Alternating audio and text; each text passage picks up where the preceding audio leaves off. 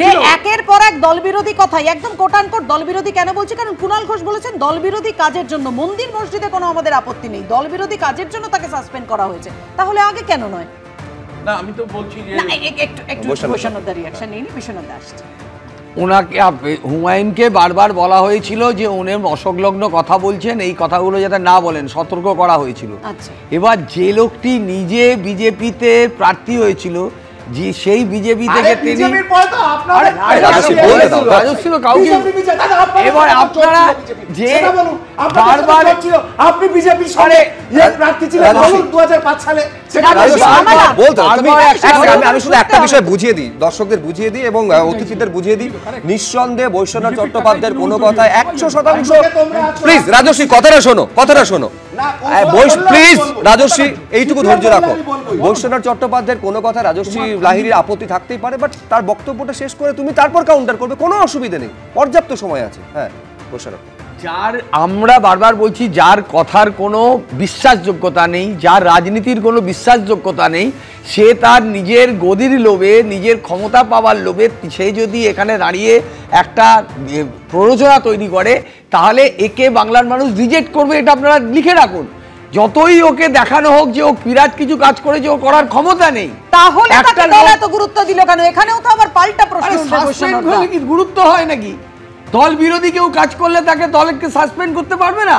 আর আমাদের দল কোনটা সিদ্ধান্ত কখন নেবে সেটাও যদি অন্য কেউ ঠিক করে দেয়, তাহলে তো খুব মুশকিল হয় না। না না, তাহলে মিডিয়াকে দায়ী করা উচিত হবে না বৈশ্বনাথ? আপনি বললেন না যে বেড়ালকে বাঘ করে দেখাচ্ছে মিডিয়া, সুতরাং মিডিয়াকেও দায়ী করাটা ঠিক হবে না। যদি দল দায়িত্ব নেয়, তাহলে মিডিয়াও কি করবে না করবে সেটা মিডিয়াই ঠিক করবে। এবার দেখুন, এই যে বারবার এই প্রসঙ্গটা উঠে আসছে, যেটা রাজশ্রী বারবার বলে যে সংখ্যালঘু তোষণের রাজনীতি করে তৃণমূল, কিন্তু দেখুন একটা যে ছবি আজকে দেখা গেল, মুর্শিদাবাদে বাবরি মসজিদের শিলান্যাস করলেন যখন হুমায়ুন কবির, তখন আমরা একটা ছবি দেখলাম বহরমপুরের বানজেটিয়ায় বিজেপি নেতা শাখারব সরকার, তার নেতৃত্বে রাম মন্দিরের শিলাপুজো হলো। এখানেই তো প্রশ্নটা উঠছে, মানে যখন আজকে বাবরি মসজিদের শিলান্যাস করছে কে না তৃণমূলের সাসপেন্ডেড নেতা হুমায়ুন কবির, সেদিন বহরমপুরের বানজেটিয়ায় বিজেপি নেতা শাখারব সরকারের নেতৃত্বে কি কারণে আয়োজন হলো রাম মন্দিরের শিলাপুজো? 26-এর বিধানসভার আগে মুর্শিদাবাদ জুড়ে এই ধর্মের রাজনীতি কতটা তুঙ্গে উঠেছে দেখে নিন, তারপরে অবশ্যই রাজশ্রীর কাছ থেকে রিঅ্যাকশন নেব।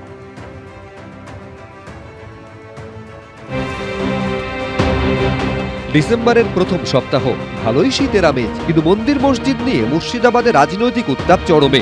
বাবরি মসজিদের শিলান্যাস বনাম রাম মন্দিরের শিলাপুজো।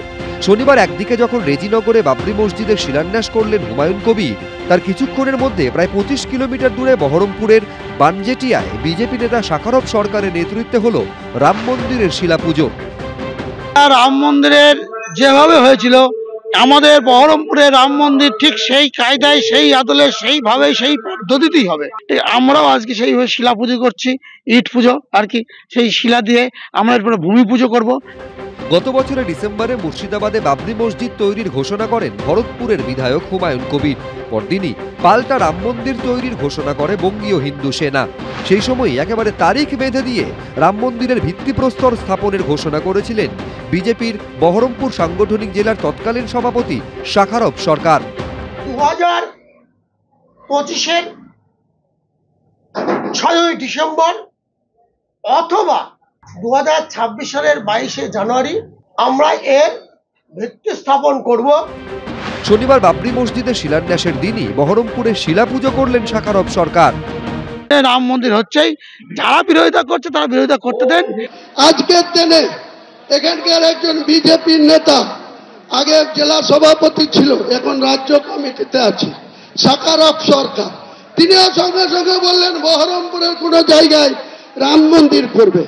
আমরা কিন্তু আপত্তি করিনি, বলেছি প্রত্যেকটা ধর্মাবলম্বী মানুষের নিজের নিজের ধর্ম করার অধিকার যেমন রয়েছে, তাদের মন্দির বানানো, মসজিদ বানানোর অধিকার ভারতবর্ষের সংবিধান স্বীকৃত।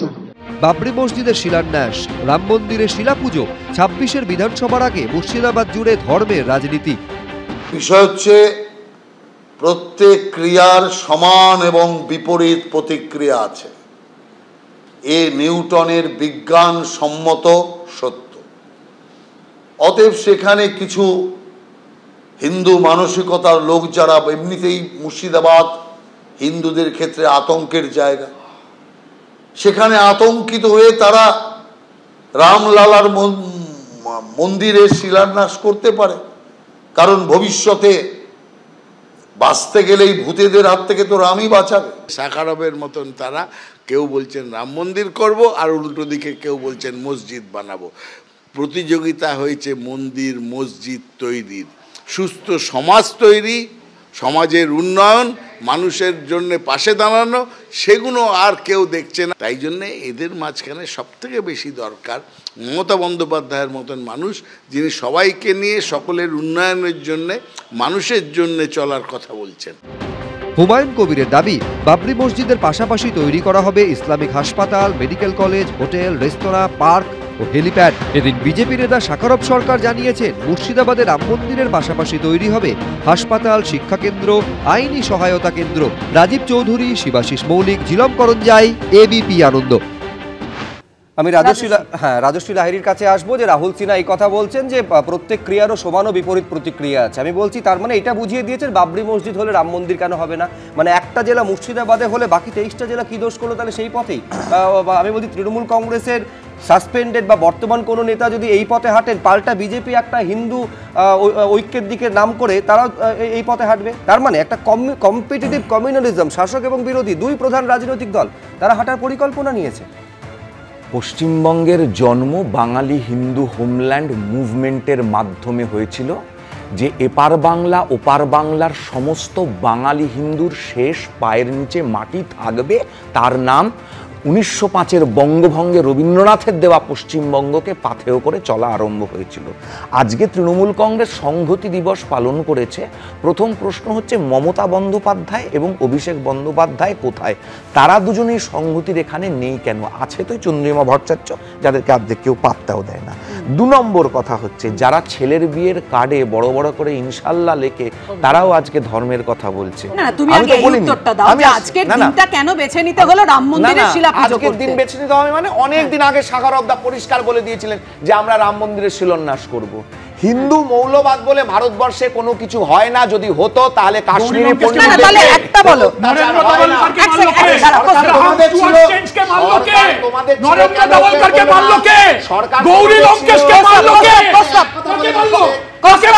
বিষয় থেকে গুলিয়ে দিলে হবে না, বিষয়টা গুলিয়ে দিলে হবে না। একদম স্পেসিফিক প্রশ্ন রয়েছে রাজস্বীর কাছে।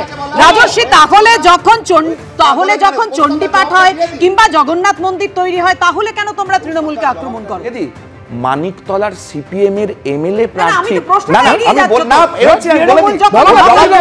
বন্দ্যোপাধ্যায় যখন মহাকাল মন্দিরের প্রস্তাব দেয়, যখন চণ্ডীপাঠের আয়োজন করা হয়, তখন তাহলে তোমরা এই রাজনীতির পাল্টা রাজনীতি প্রসঙ্গটা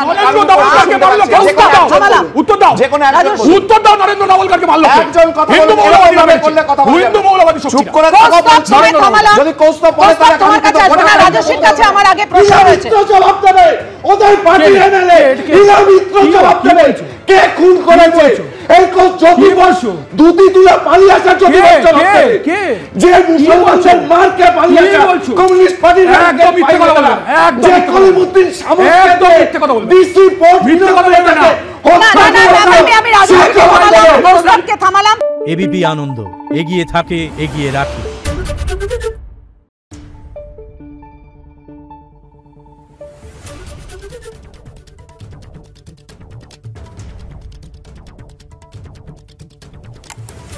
Thank you.